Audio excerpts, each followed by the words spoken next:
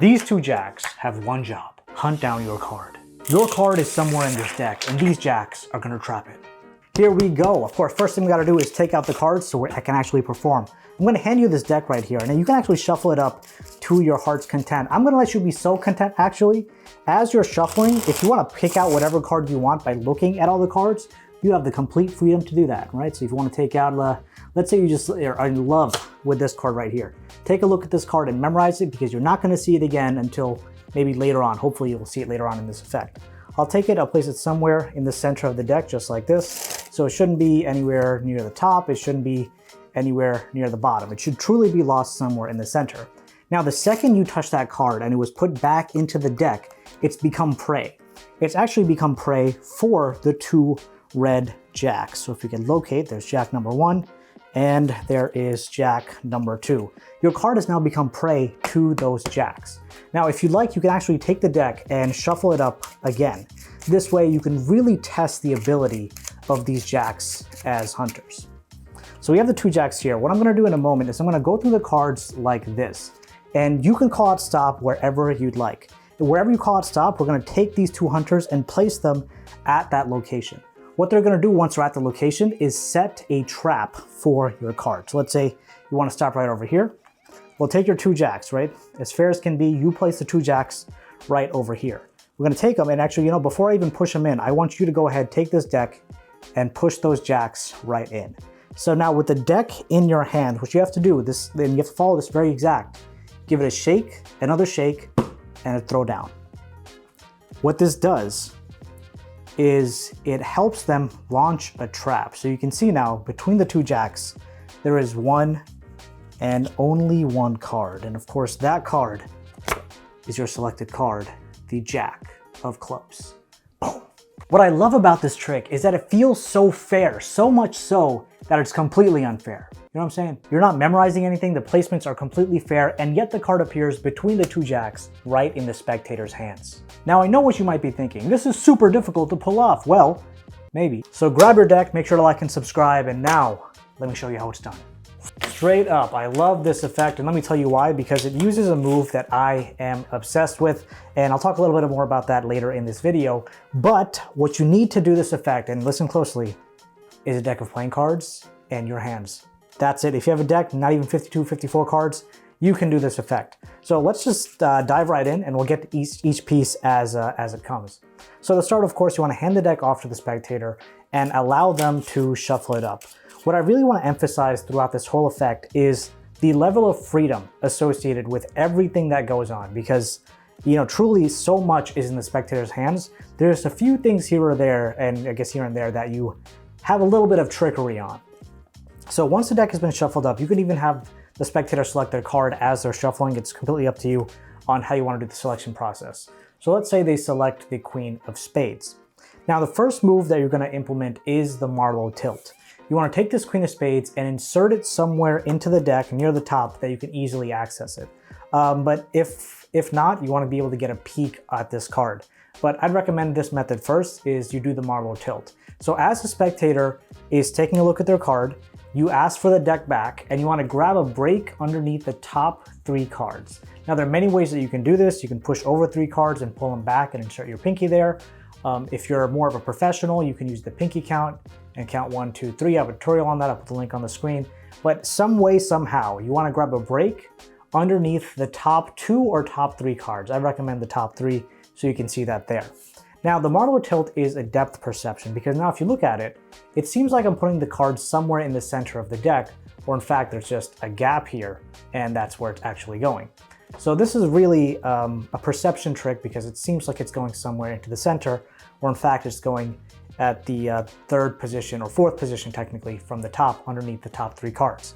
Now, once the card is in, I like to, again, emphasize to the spectator that it's somewhere in the center, not on top. I lift 2 to 3 cards. Not on the bottom, I show 2 to 3 cards, and then I square up. Now I say the second, and this is what's important, is the story and how you're conveying all this.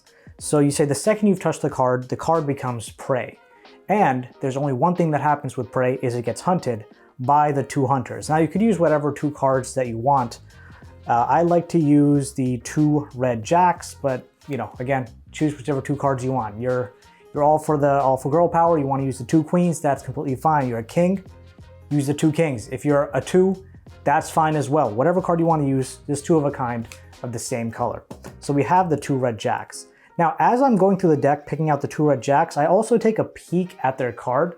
This way I can allow them to shuffle it up again if they'd like. Now, if they choose to shuffle up the deck again, you know the card is Queen of Spades. So once the deck is, let's say, shuffled up, you can control that queen back to the 3rd position from the top by using a move called the cull. And that is really the mastermind move behind this whole thing. The cull is one of my all-time favorite card controls because it just works so beautifully. Now, we're gonna be using it twice. The first time is if the spectator shuffles up the deck, we can use the cull. And the second time is when we're actually getting the card placed between the 2 jacks. Now, I have a full tutorial on it. I'll put the link in the description or on the screen, and I'll walk you through it as well during this tutorial. So let's say they did decide to shuffle up the deck completely freely. They put the queen, the queen was back in the deck, they shuffled it up as much as they'd like. Now you flip the deck over and you go through saying, so that means your card truly has to be lost now somewhere in the center. And now as I'm going through, I'm looking for that Queen of Spades. Somehow it's like 5th from the top, which we can work with, but let's say it's somewhere closer in the center. So as I'm going through, I say the queen is truly lost somewhere in the center.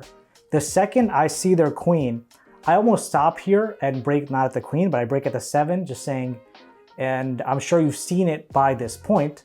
And then as I come together, I perform the cull. Now the way that the cull works is you're grabbing the card, you want to bring almost to alignment the spectator selected card and the card right above it. Just say about this much. And now using your fingers in the back, you're going to use your middle finger and ring finger to pull this card back like this. Also grab it with your index and pull it back. What this does, it just pulled it back from the rest of the deck. And now it's not really aligned with the rest of the cards, because as soon as it comes clear of these cards, you can feed all the rest of the cards right underneath or on top of it, whatever you want to call it. And then as you square up, the queen gets moved to the top position. But like I said, if you're doing a cull, you want to get the queen to the 4th position from the top. So you're going through, you stop here, you say, yeah, you've probably seen your card at this point. And again, slow motion, the cull, you can see the card kind of comes to the back. You want to make sure as you're pulling the card back, again, the thumb is actually holding the front card, so it's a bit easier to pull this out. If the thumb wasn't holding the front card, these 2 cards would almost come together. So you want to make sure thumb holds the front card as these fingers pull. Again, the rest of the cards go underneath it. And once you get to the 4th position from the top, right, you can actually insert the card. So take these 3 cards, put it on top, and square everything up, controlling the queen back to the 4th position. Right, so that's how you can get it back to the 4th position from the top. So I know that was a bit of a longer explanation, but the cull move is very important because, like I said, it plays a vital role in everything that goes on here. So we have the queen now at the 4th position from the top. Let's say the spectator did decide to shuffle the deck, but you got it back 4th from the top. Now you tell the spectator, I'm going to go through all the cards like this, and wherever you want to call out stop, we're going to take these 2 jacks and put them at that location face up. And I want you to do it this way. It's as fair as can possibly be. So now as you go through, you're going to count 1, 2, and the 3rd and 4th card you're almost going to push together. So you can see this is 3rd and 4th card. That's the Queen of Spades, the 4th card. 1, 2, push these 2 cards close together. Now you're going to cull this card the same way we did before. We cull that card. You can kind of see it on the bottom. It's okay if it flashes a little bit on the bottom because that's more towards you. But you want to make sure it definitely does not going up like this. That's, it's a weird motion to see. You want to make sure as you're going through, it's as clean as can possibly be. And again, a little bit here is fine because the spectator isn't going to see really from this angle. But with more practice, you can make it completely seamless and no one will ever actually pick it up. So you tell a spectator, I'm going to go through the cards like this. And I do that the first time around to get the spectator used to me doing this. And then I say, I revert focus back to their 2 jacks. So now they're looking at their hand. And now I immediately go in and I start doing that, right? So again, one more time, 1, 2, push those 2 as almost as 1, do the cull here, and then you keep going. Again, all these cards are being inserted underneath or above that card. We call out stop here. you can say, okay, again, as fair as possible. And I almost like do this to make it seem like I'm not holding anything crazy. You can put these 2 jacks here all by yourself. So they can put 1 jack at a time, and tell them to leave them out just a little bit. And now as you're closing up here, you're gonna insert this card right between those 2 jacks. So from this angle, you're inserting this card right between those 2 jacks as your hands come together. And then you square up, right? You square up just like this. The card's inserted now, and you say, you know what, just to be as fair as possible, I want you to take this, square everything up. So now they're thinking, I'm in full control. I just saw those jacks being placed there. I can square it up. And now again, you can say something about they're setting up a trap. You can have them do some, some riffles, some shakes, a smackdown, whatever it is that you'd like to do. Make them spread through the cards. Find that there's 1 card sandwiched between the 2 hunters. And of course, that's gonna be the prey. Don't rush it, make it all feel like it's happening in the moment, and let them do the final reveal. Now, if you want to go deeper on making tricks like this feel impossible, make sure you join the Underground Club, because that's what I'm trying to build out. The goal for us is to build a community of 20 active members who can help shape the future of this club. So I'd love for you to be a part of that, and the link for it is right down below. Anyway, thank you guys, love you, and I'll see you soon.